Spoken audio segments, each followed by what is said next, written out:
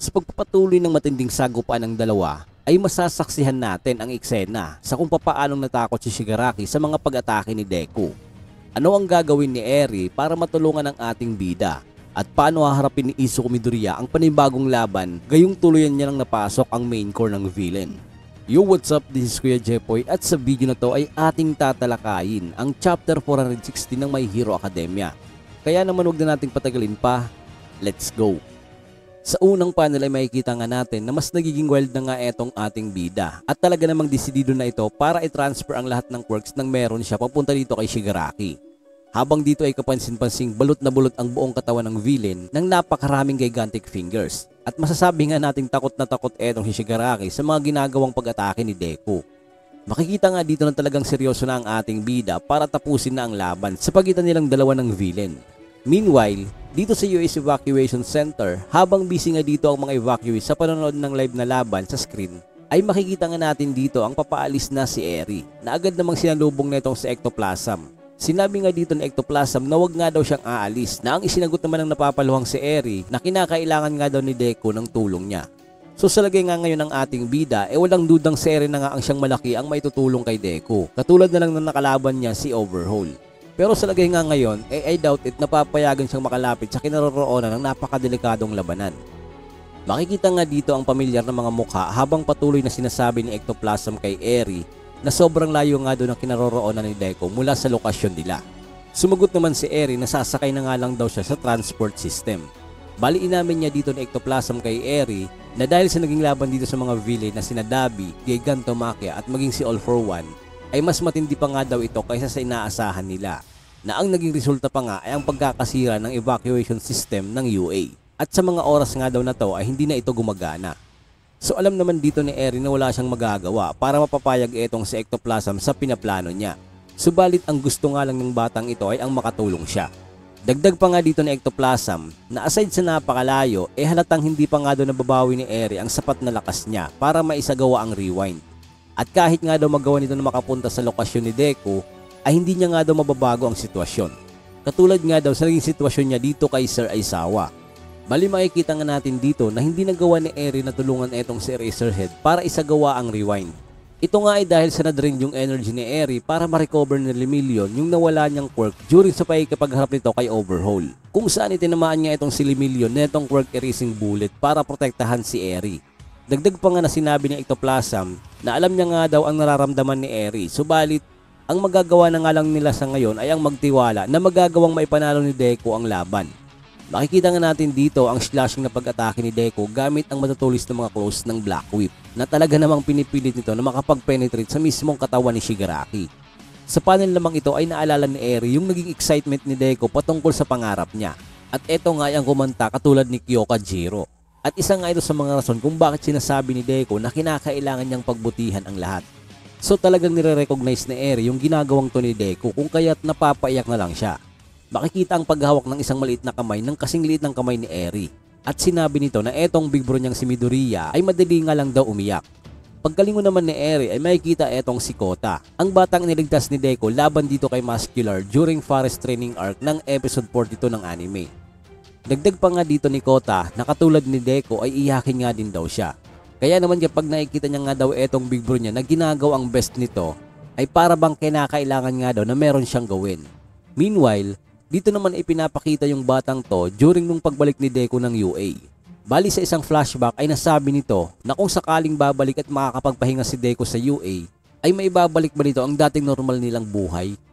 Pagkatapos nga nun ay makikita dito ang patambling-tumbling na si Deku sa ere. At sa tulong pa din ng Black Whip talaga namang mala Spider-Man ang galawan ng ating bida. Habang patuloy nitong winawasak ang naglalakihang mga daliri na nakaharang sa katawan ng villain. So medyo limitado yung mga sinanglaban netong sina Deku at Shigaraki dahil sa mga emotional panels na isiningit ni Horikoshi. Pero mga idol, dapat din nating malaman na aside sa detalye ng Final War dapat din nating matandaan yung naging pangako ni Deku sa mga evacuees na aayusin at ibabalik niya sa dati yung sitwasyon. Dito nga ituluyan na nga din nakapaglanding ng maayos ang Flying Fortress kasabay din ng pag-rescue sa mga sugotang mga heroes. Makikita nga rin natin dito si Monoma na sobrang sama ng kondisyon habang nakasakay sa stretcher. At maging si Kaminari naman ay akay-akay ni Momo habang patuloy nilang pinapanood sa cellphone ang laban ng Deku versus Shigaraki. Nabanggit nga din dito ni Kaminari ang muling pag-transform ni Deku sa dark side nito. But this time ay mas nakakatakot at halatang mas malakas nga daw ang form ni Deku kung ikukumpara sa dati. So patuloy pa nga din yung ginagawa ni Deku sa pagputol ng mga gigantic fingers sa katawan ni Shigaraki. Kaya naman dito ay mas naging emosyonal palalo etong si Kaminari. Binanggit nga ni Kaminari kay Momo yung patungkol sa sitwasyon sa isang comics, wherein ang mga side character na katulad nga daw niya at ni Kirishima ay patuloy ang pagsabi sa isang tao na naniniwala sila dito kahit ano pa man ang mangyari. Sinabi naman ni Momo na hindi nga daw siya pamilyar sa mga comics na ang isinagot naman ni Kirishima na siguro nga daw ay hindi talaga nagbabasa ng ganitong klaseng libro etong si Momo. Pagpapatuloy pa ni Kaminari na sa tingin niya ay si Deku na nga daw ang pinakamalakas sa buong mundo sa ngayon. Pero bakit nga daw hindi niya maramdaman yung kaparehong pakiramdam kapag si All Might ang nagsasabi ng I am here moment niya? So habang nag-uunahan ang luha nitong si Kaminari ay patanong niyang sinabi kay Momo na ang pagkabahala niya nga ba daw ay nangangahulugang wala siyang tiwala kay Deku. Bali hindi na nga natin nalaman kung ano ang sinagot ni Momo dito dahil sa kasunod na panel ay ipinakita ang pag-rescue ng isang helicopter kung nasaan etong sina Chuyu. Bali umiiyak nga etong si Chuyu matapos mabanggit ng reporter na to na nag-aagaw buhay daw etong si Uraraka. Ito ay matapos makipaglaban kay Himiko Toga. Sa kabilang news team naman ay kinumpirma nila ang paparating ng mga Yoe robots habang makikita naman dito na nakahanduse ang mga katawan nitong sina Tokoyami, Hawks at kay Gantomakia. So even na masama ang lagay ni Hawks ay narinig niya dito ang patungkol sa nanganganib na buhay ni Oravity Girl. At dito ay naalala niya back then kung paanong napagkaisa ni Uraraka ang mga heroes at civilian nung time na nakabalik si Deku sa UA. Dito nga ay pinahapyawan ulit tayo ng isang panel sa patuloy na nagaganap na laban netong si Deku at Shigaraki at walang tigil pa din sa pag-atake etong ating bida. Habang dito sa taas ng rooftop ay magkasamang pinapanood netong sina Raklak at Lady Nagant sa cellphone ang live na laban netong sina Deku at Shigaraki. Bali dito ay gusto ngang malaman ni Raklak kung bakit nga ba daw tinutulungan ni Lady Nagant si Deku. Na ang isinagot naman nito ay binuksan nga daw ng ating bida ang kanyang puso. Na ginagawa nga daw ni Deku ang mga bagay na pinakaayawan ng mga evildoers. Sumang-ayon naman si Raklak sa sinabi ni Lady Nagant dahil ang pagwasak nga daw sa willingness na makipaglaban ang villain ay talagang napaka-importante at posibleng ito nga din ang ginagawa ng ating bida sa ngayon. Mas pinili nga daw ni Deku ang mas mahirap na daan at tinatanggihan daw nito na tignan ang mundo sa pinakasimpleng hitsura na ito. Dugtong pang sinabi ni Lady Nagant na talagang matinding pasakit nga daw ang pinagdadaanan ng ating bida sa prosesong ito. Kaya ito nga din daw ang isa sa mga rason kung bakit gusto niyang suportahan si Deku. At dito mga idol na even hindi pinapakita ng buo ang panel ay alam nating unti-unting nagtatagumpay ang ating bida. Nakikita ang luhang nag-uunahan papalabas sa mga mata ni Deku habang unti-unting nagpapaalam ang Black Whip sa katawan niya kasama ng iba pang mga quirks. So ngayon nga ay ang tanging natitira na lang sa ating bida ay yung pinaka-core power ng One for All, which is etong super strength. Makikita ang mga evacuee sa UA na tulala mula sa kanilang napapanood.